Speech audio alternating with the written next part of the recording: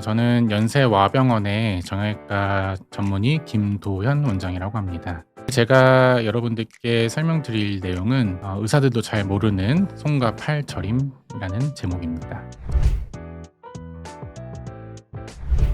손목 터널이라는 게 그림에서 보시는 것처럼 손목을 지나는 신경이 있습니다. 여기 보시는 것처럼 한 터널 같은 공간을 우리가 손목 터널이라고 하고, 이 터널 안에는 힘줄, 그러니까 손가락을 구부리는 굴곡건들과 정중신경이 한 방을 쓰고 있습니다. 내가 만약에 손을 많이 사용하거나 악력을 요하는 일을 많이 한다든지 이렇게 되면은 힘줄이 붓거든요. 그래서 힘줄이 부으면 상대적으로 정중신경이 지나가는 공간이 좁아지면서 증상이 더 심해지는 이런 양상을 만약에 보인다라고 한다면 손목 터널 증후군이라는 것을 의심해 볼 수가 있습니다. 유병률은 3에서 6% 정도 얘기하는데, 실제로 손에서 뭔가 저림 증상이 생겼을 때 가장 확률이 높은 거는 손목 터널 증후군이라고 보시면 됩니다.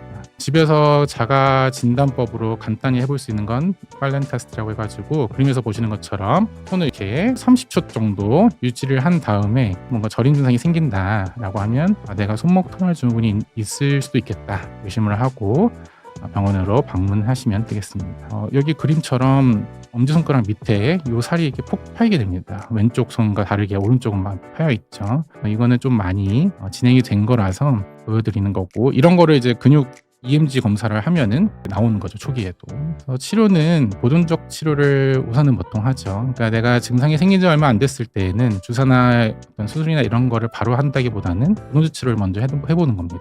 손목 과신전, 과굴곡 제한 이렇게 써놨는데, 이 과신전, 그러니까 손목을 많이 이렇게 뒤로 제끼는 동작을 하거나 과하게 구부리는 동작 했을 때 손목 터널 안에 있는 신경의 압력이 가장 높아지는 자세예요. 제 환자분 중에는 프로그래머여가지고 계속 키보드를 하루 종일 쓰시는 분들은 과하게 손목을 이렇게 뒤로 꺾으니까 계속 저리는 거가 생기는 거죠. 허전되는 게 덜이다 하면은 스테로이드 주사를 신경 주변에 맞아보면 조금 더 드라마틱하게 좋아지는 경우도 있습니다. 이런 보존적인 치료를 열심히 했는데도 불구하고 한 3개월 정도 지났는데도 지속이 된다 하면은 어쩔 수 없이 수술 치료를 고려하게 되는데, 또 3개월이라는 게 제가 그냥 대충 3개월 정도면 오래됐겠지 이렇게 해서 정하는 게 아니라, 이런 거는 다 연구 결과가 나와 있어요. 그래서 만약에 병원에 오셨는데 딱 봤는데 근육축이 아까 엄지손가락 밑에 있는 살이 패인 것처럼 이미 와 있다라고 하면은 보존적인 치료가 별로 의미가 없기 때문에 바로 수술 치료를 보통 권유해드리는 편입니다. 수술은 고식적으로는 이렇게 절개를 해가지고 이 횡수근 인대를 쭉 째주는 거예요. 대단한 걸 하는 건 아니고, 요즘에는 손목 쪽에다가 조그맣게 째가지고 기구를 넣어서 이 밑에를 쭉 여는 겁니다. 이건 이제 제가 수술한 환자분인데, 요거 상처가 되게 작죠. 그리고 요 손바닥에 절개를 직접 가하는 게 여기가 신경도 예민하고 뭔가 피부도 이렇게 질려요, 만져보시면. 그래서 아무는데도 오래 걸리고 하는데, 이렇게 좀 밑에다가 절개선을 넣고 안에만 절개를 하게 되면 훨씬 회복도 빠르고 상처도 작죠. 이게 6주째니까 나중에는 이게 주름에다가 하기 때문에 거의 보이지도 않습니다. 주간 터널 증후군, 이것도 이제 들어보신 분들이 있을 거예요. 주간이라는 게 팔꿈치를 주관절이라고 얘기하거든요. 그래서 팔꿈치에서 문제가 생기는 신경병증이고, 이 그림이 팔꿈치 안쪽을 절개해가지고 열어놓은 그림입니다. 이 뼈 뒤쪽으로 해서 척골신경이 이쪽 전완부 쪽으로 나가게 됩니다. 이게 주간 터널이라고 하는 거고, 이 부위에서 문제가 생기는 거를 주간 터널 증후군이라고 합니다. 주간 터널 증후군에 의해서 생기는 증상은 네 번째 절반, 다섯 번째 손가락 여기가 저리는 거로 임상 증상이 나타납니다. 척골신경에 의한 문제이고, 밤에 잘 때 이 증상 때문에 깨시는 분들이 있어요. 그 이유가 팔꿈치를 이렇게 구부리면 척골신경이 스트레칭 되는 동작이거든요. 이런 분들이 계속 굽힌 상태에서 유지되다 보면 척골신경이 문제가 생겨서 계속 저려가지고 깨죠. 마찬가지로 이 척골신경도 근육을 움직이게 하는 기능이 있어요. 감각 담당하는 거 말고 근육을 움직이는 기능이 있기 때문에 그 근육이 문제가 생기게 되는데, 오래되면 보통 이 척골신경이 담당하는 근육이 손의 내재근의 기능을 담당합니다. 내재근이라고 하는 거는 이 근육이 시작하는 지점과 끝나는 지점이 다 손 안에 있다라는 겁니다. 그래서 내재근은 손가락의 미세 운동들을 담당을 하고, 보시는 것처럼 환자분께 종이를 이렇게 얇은 종이를 잡아보세요라고 말씀을 드리면, 우리가 보통은 이렇게 얇은 종이를 잡을 때 이렇게 핀칭을 할 수가 있는데, 이렇게 잡으려면 이 손바닥에 있는 이 오므리는 근육에 힘이 있어야 되거든요. 근데 그 힘의 기능이 떨어지니까 환자는 종이를 잡아야겠고 기능은 떨어지고 하니까 이 손가락을 구부려서 잡는 거예요. 그래서 이렇게 환자가 잡으면 이게 내재근에 문제가 있나 보다라고 의심할 수 있는 사인이고, 요 밑에는 이제 더 심하죠. 이게 손가락 사이에 있는 근육들이 다 내재근인데 이게 이제 다 빠지기 시작합니다. 그래서 엄지손가락 여기 사이에 있는 여기가 이제 제일 먼저 빠지거든요. 그래서 폭폭폭폭 패이면 이것도 역시 이미 좀 늦은 거예요. 그러니까 뭐 나중에 수술을 해도 원래대로 돌아오기가 좀 힘들고 돌아오는데도 오래 걸립니다.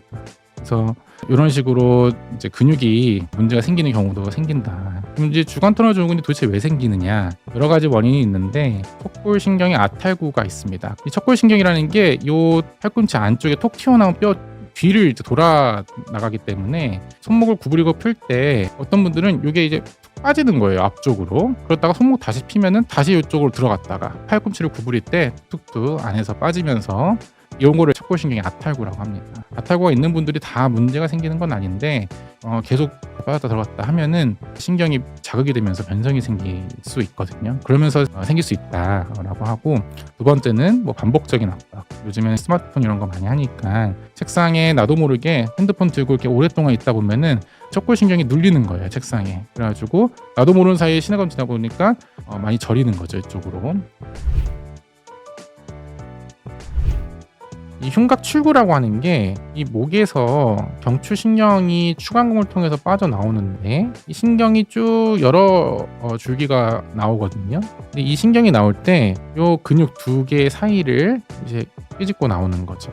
이게 앞에가 전사각근, 뒤에가 이제 중사각근이라고 하는데 그 사이를 신경이 삐집고 나옵니다. 그러면서 혈관과 정맥 같이 요 통로를 통해서 쭉 팔로 내려오거든요. 여기가 이제 겨드랑이 부분이고, 여기서부터 여기까지 흉곽 출구라고 하는 부분이에요. 일부 환자분들에게서 요 부분에서 신경이 눌리면서 아니면 혈관이 눌리면서 팔에 저림 증상이 오는 거를 우리가 흉곽출구 증후군이라고 합니다. 이 흉곽출구 증후군은 경추신경병증처럼 뭔가 신경들이 분지하기 전에 영역에서 넓게 눌리기 때문에 굉장히 구분이 돼 있지 않아요. 전반적으로 뭔가 애매모호하게 쫙 퍼지듯이 저리는 거죠. 이런 식으로 제가 설명드렸던 신경병증들에 비해서 확실히 많이 드문 질환입니다. 하지만 계속 이 앞에 있는 원인들 다 체크해 봤는데 뭔가 증상이 계속 맞아떨어지는 진단이 없다 하면은 이 흉곽출구까지 의심을 해보는 거죠. 집에서 해볼 수 있는 간단한 자가 테스트는 루스 테스트라고 해가지고 유발 검사, 팔꿈치를 들어가지고 손을 이렇게 쥐었다 폈다 하시는 거예요. 이렇게 해서 한 3분 정도까지 해보는데, 그때 내가 평소 저리던 증상이 유발이 된다 하면은 흉곽출구가 문제일 수도 있겠다라고 의심을 하는 겁니다. 특징적으로는 목 주변 통증을 동반합니다. 그러니까 딱 이 목 뒤에 있는 아픈 게 아니라 요쪽 여기가 근육이 굉장히 타이트해지거든요. 환자분들 심한 분들 보면 여기를 조금만 눌러도 굉장히 아파하시는 분들이 있어요. 그래서 이 흉곽출구 증후군이 진단이 딱 이렇게 나와 있는 게 없어요. 그러니까 무슨 말이냐면 뭔가 MRI를 찍어도 정상으로 나오고 뭐 신경전도 근전도 검사를 해도 정상으로 나오고, 그러니까 이런 검사를 다 했을 때 무슨 문제가 생기면 그게 진단이 되는 겁니다. 이렇게 진단이 돼서 치료를 할 때에는 처음에 이제 자세 교정이죠. 이게 어릴 때부터 태어나기를 이렇게 저리면서 태어나지는 않기 때문에 뭔가 내가 자세를 몇십 년 유지하면서 생기는 증상이니까 이 자세 교정을 해보는 겁니다. 그래서 이제 그림처럼 고개를 반대쪽으로 쭉 당기는 거예요. 전사각근, 중사각근이 쫙 늘어나면서 이 사이에서 삐져나오는 신경이 공간이 넓혀지는, 근육이 타이트하기 때문에 근육 타이트한 거를 풀어주는 운동입니다. 그래서 이런 식으로 운동을 하고 앞으로 뭔가 가슴을 모으는 자세보다는 가슴을 좀 여는, 그렇다고 해서 과하게 여는 게 아니라 편하게 모으는 자세를 많이 한다고 한다면 가슴 열어주는 거죠. 이런 식으로 자세 교정을 하면서 보는 거고, 이렇게 스트레칭 운동뿐만 아니라 이 가슴을 열려면 그 뒤에 있는 견갑골 주변 근육을 이렇게 운동시켜주는 거예요. 헬스 이런 거라기보다도 고무줄 운동, 세라밴드라고 하는 운동을 해가지고 바깥쪽으로 돌려주는 종류는 다양하지만 후면 근육 운동을 잘 해주면 앞에 가슴이 열리면서 흉곽출구 부분이 압박되는 환경에서 좋아질 수 있다라는 거고, 이런 운동 치료가 즉각적인 효과를 발휘하는 건 아니기 때문에 너무 힘드신 분들은 전사각근 주사 치료를 해봅니다. 전사각근만 주사를 해볼 수도 있고, 아니면 그 뒤에 있는 중사각근도 같이 주사를 하는 경우도 있어요. 주사를 이 근육에다가 치료를 해보면 타이트한 근육을 흐물흐물 말랑말랑하게 만들어주면 뒤에 사이에 끼어있는 신경이 압박되는 게 풀어지면서 만약에 주사 치료를 맞았는데 드라마틱하게 좋아졌다라고 한다면 또 이거를 진단적 가치로 사용합니다. 치료 겸 진단이죠. 그러니까 주사 치료를 했을 때 드라마틱하게 좋아지면 흉곽출구 이 부분 때문에 문제가 있구나 라고 또 생각하기도 합니다. 이런 거를 1년 동안 열심히 해봤는데도 고동주출혈 변호 반응이 없을 때는 어쩔 수 없이 평생 저리면서 살려고 할 수 없으니까 이거를 해결하려면 수술적 치료를 이제 하는 거죠. 그러니까 제일 많이 하는 거는 전사각근 절제술이에요. 앞에 전사각근이 가로막고 있기 때문에 그 밑에 쇄골에 부착되어 있는 부분부터 해서 일부를 절제해내면 앞에서 꽉 누르고 있는 근육을 없앤다기보다도 일부를 밑에를 절제하면서 풀어주는 거거든요. 그런 식으로 하면 앞에서 꽉 눌러주는 게 없어지기 때문에 신경 증상이 좋아진다라는 거고, 제2갈비뼈 절제술은 요거는 이제 밑에 있는 바닥 부분을 수술적으로 해준다는 건데 많이 행하는 수술은 아니기 때문에 문제가 있으면 고려하는 겁니다. 이 내용 말고도 다른 내용들로 여러분들께 설명을 드릴 수 있는 시간이 있었으면 좋겠습니다. 감사합니다.